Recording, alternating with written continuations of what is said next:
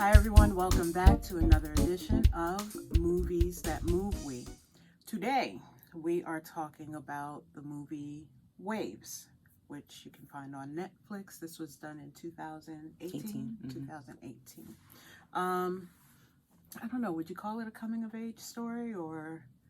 I would say it is. I would say coming of age. Yeah, I would say coming of age story. Yeah. Okay. I feel like it could kind of be like a coming of age drama. Family drama. Mm-hmm. Okay. So this was, what is it? Apartment 24? Mm-hmm. So Apartment 24, you might see them as A24. They did this movie. It feels very art filmish. The acting is awesome. Great cast. Mm-hmm. You have Kevin Harrison Jr. We saw him in Chevalier. You got Taylor Russell playing Little Sister. You have Renee Ellis Goldsberry. Some of you might remember her from the original cast of Hamilton, and Sterling K. Brown. He plays the father. Taylor plays his sister. And then Alexa Demi. Yeah, she plays his girlfriend, or she plays Kevin Harrison's girlfriend in the movie, but she was also in Euphoria as well. She was like a big character in Euphoria. Mm-hmm. All right, so what happens in this story? You have a family, suburban family, successful. On the outside, everything looks wonderful.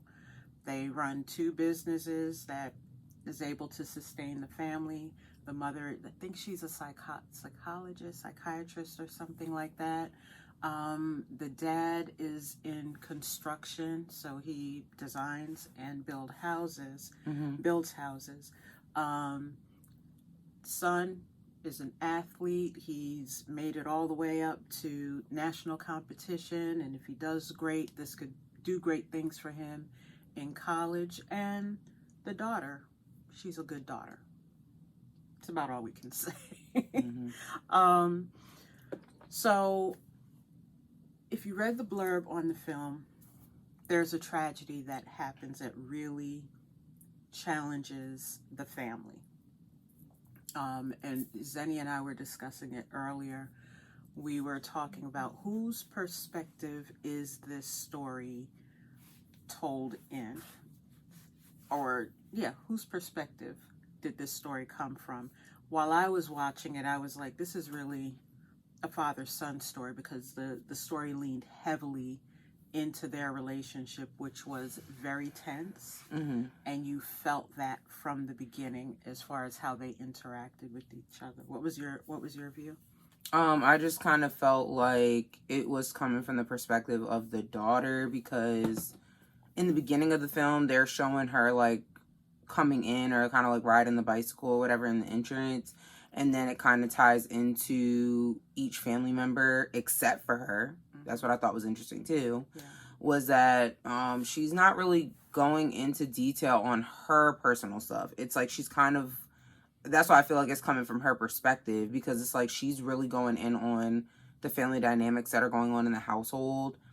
And I think even how the movie kind of like happens from the middle to the end, it kind of starts to tie up on kind of her stuff. But again, it's not super detailed on her personally, but just stuff that she's kind of like dealing with and going through a little bit. So me personally, in my opinion, I think it's coming from her perspective. Yeah. As far as, so from her observations, if we're looking at the daughter's observation, and her name was Emily. That's the role she played. She's the quiet one, the observant one. She flies under the radar. She doesn't cause any trouble. She's the good kid. Looking at it as an outsider, looking in, she's the one who's ignored. Don't gotta worry about her. Why fuss about her? She does good taking care of herself. She's a pleasant kid. She has friends. Everything's okay with her. And so the father puts a lot of his energy, puts all his energy into his son. And one of the things, I said it to Zenny before it came up in the movie, his mentality, and this is Sterling K. Brown's character, Ronald, his mentality as far as his son was concerned was he's raising a black man in America. And so he has to make sure his son is perfect, not a flaw or blemish anywhere on him. Because, and this is, I told her, I don't remember if I ever said it to her, I probably did, but in American culture, as a black person, you have to be 10 times better than the average white person just to prove that you are adequately qualified.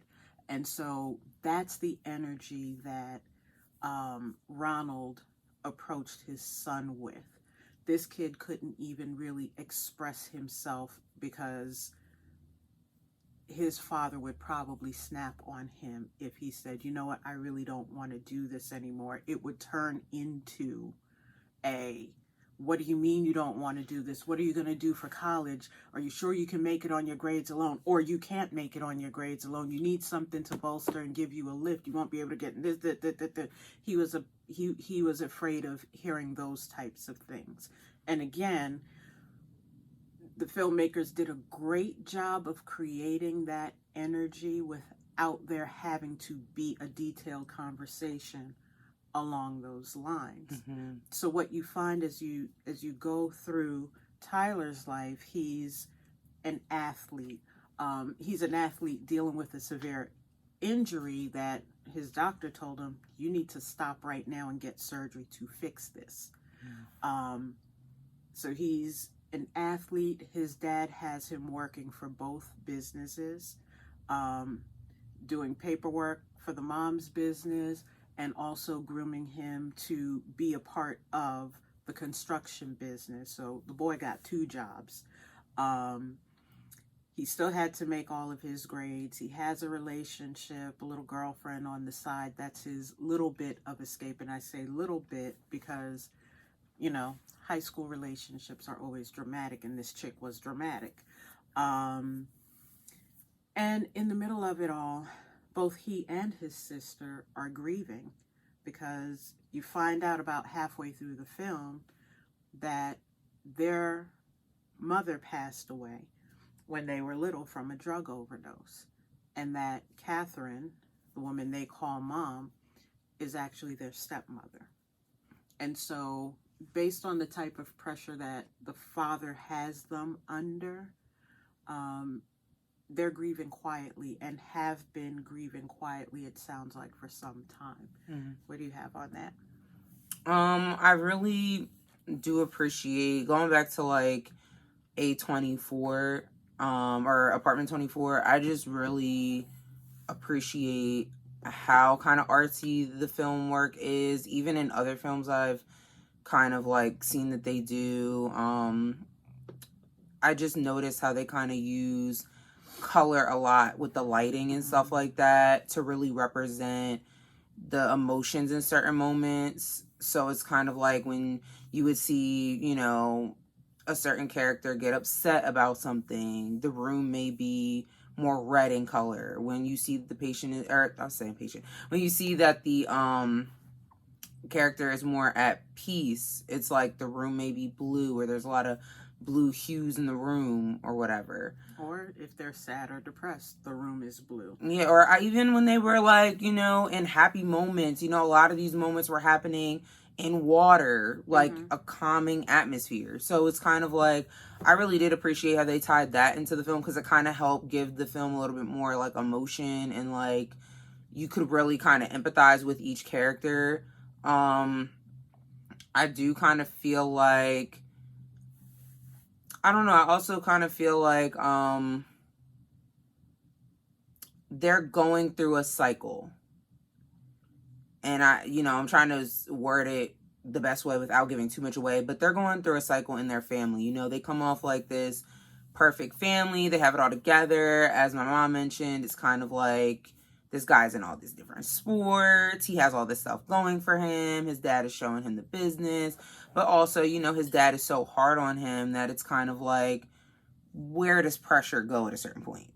Right. So it's just kind of like, you know, I think that as time goes on, it kind of helps them all to kind of go through their cycle and then kind of get to a resolve, which I think is why the movie is called Waves. Mm-hmm. Again, I could be wrong. I didn't watch any interviews or read any like thing from the actual producer or anything like that or the writer of the movie, but based off of my interpretation of the movie, I think that's why the movie was named what it was named. Mm-hmm. I think it's really, really good for any age group, like older age group, teenage age group, to kind of watch, because it touches on so many different things. I mean, even down to what my mom was saying about the girlfriend being dramatic and stuff like that. I mean, you know, it's kind of like there are some teenagers or heck, even grown people that go through some of those things.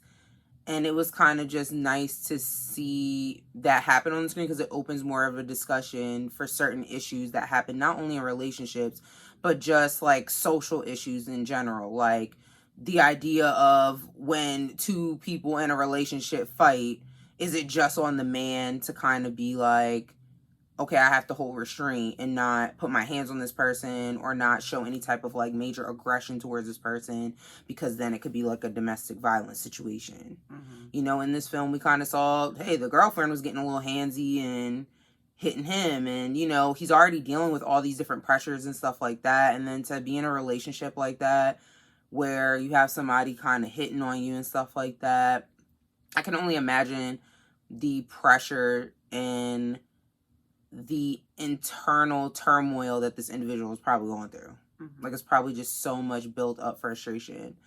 So, I don't know. I just think it was a great, great film for, I think, anybody to watch. I think you could learn a lot from it. I think it teaches a lot about forgiveness as well. Just kind of like, yeah. Because the last portion of the story, following the major tragedy that kind of pulled the family apart, the sister, Emily, she kind of goes on her own journey. She starts dating one of her brother's friends and teammates. And in talking with him, she finds out that they have a similarity where one of their parents was an addict. Her mom passed away. His father was dying.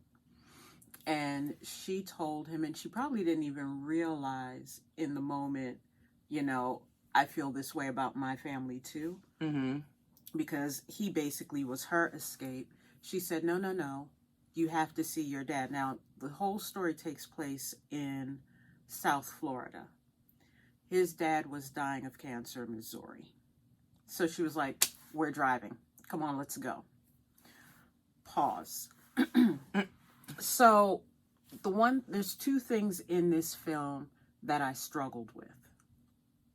One was how these kids were just able to pick up and go any darn time they wanted to, and go far and beyond county lines.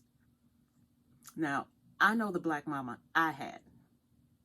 I could barely leave the front yard. Not everybody's black mama is like that. But typically, black parents have a bead on where their kids are, when they're going, and when they'll be back. So when Miss Emily said to her boyfriend, hey, you have to go see your dad. If he's dying of cancer, you'll never get this chance to see him again.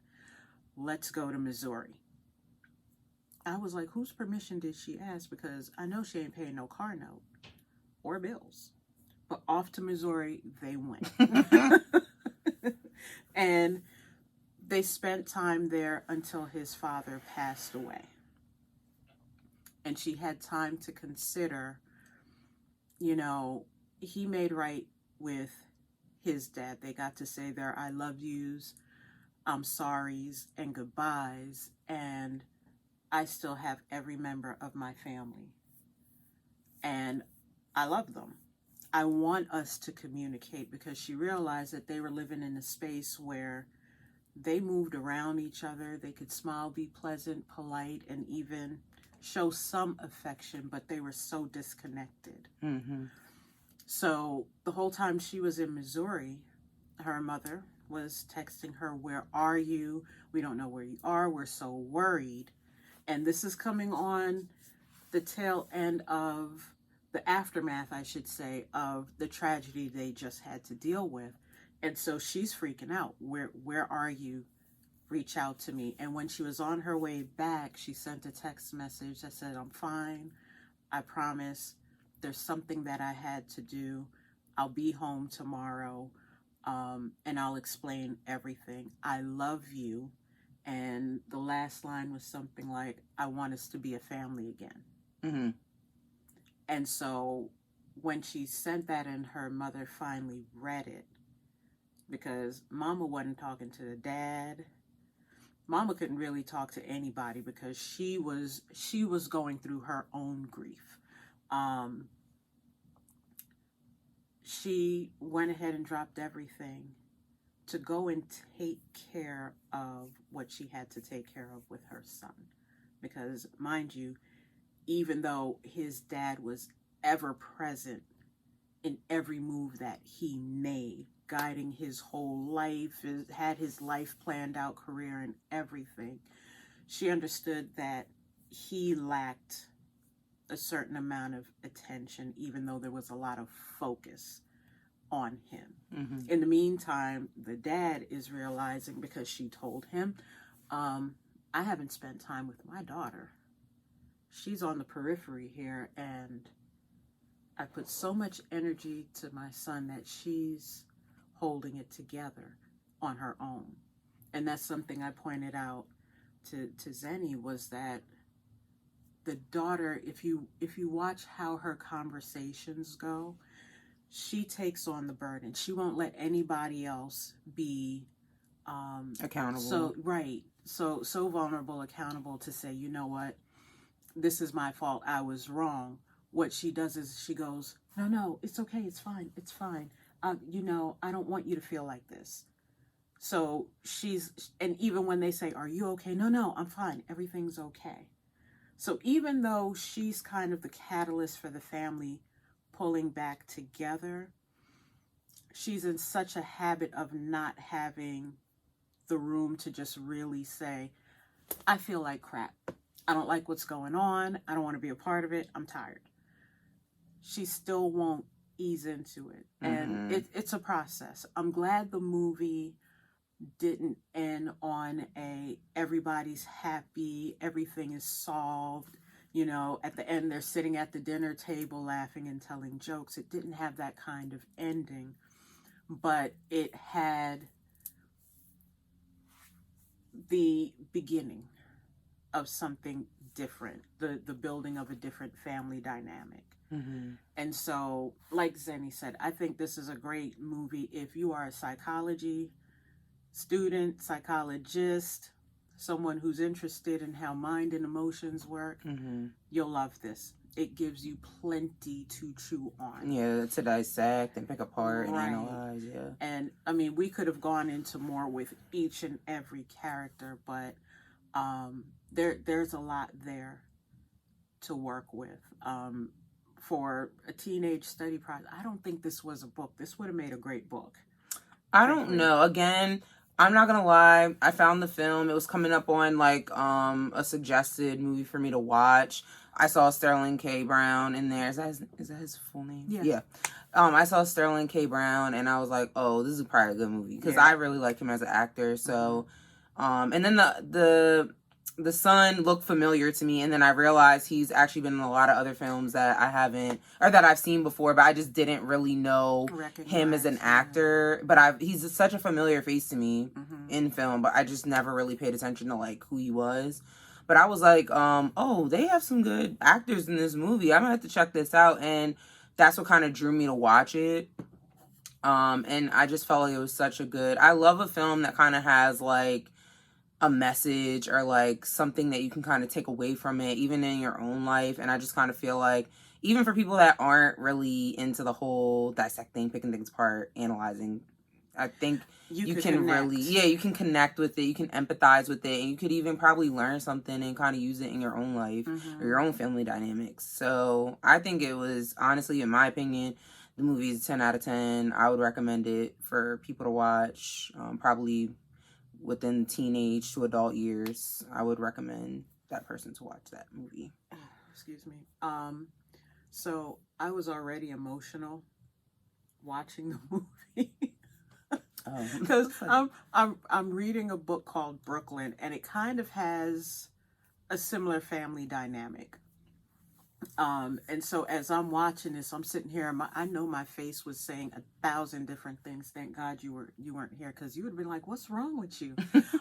Yeah, but I went through the range of emotions in watching this film. So I agree with Zenny. I would give this a 10. And it's funny, this was, like we said, 2018, and I think within the last 3 or 4 months, it's popped up.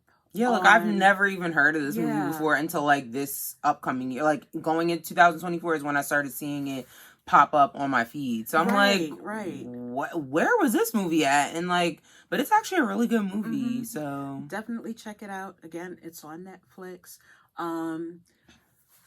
2 things. Let's see. Oh gosh, I'm about to butcher his name. Kelvin Harrison Jr. Right now, if you run over to Disney Plus, there's another Genius film. We've reviewed one of the Genius films for Aretha Franklin. It's like a dramatic docu-series. He's in that, playing Malcolm X. It's Malcolm and MLK, I think is the title. Check him out on that. I haven't watched it yet. I can't tell you whether it's good, bad, or accurate. But if you want to see more of him, that's where you'll find him. And I heard last week, I believe it was on Extra, that Sterling K. Brown and the gang from This Is Us, they're getting back together to do another series. They're starting it out as a podcast called, I think it's called That Was Us. I think that's what it's called.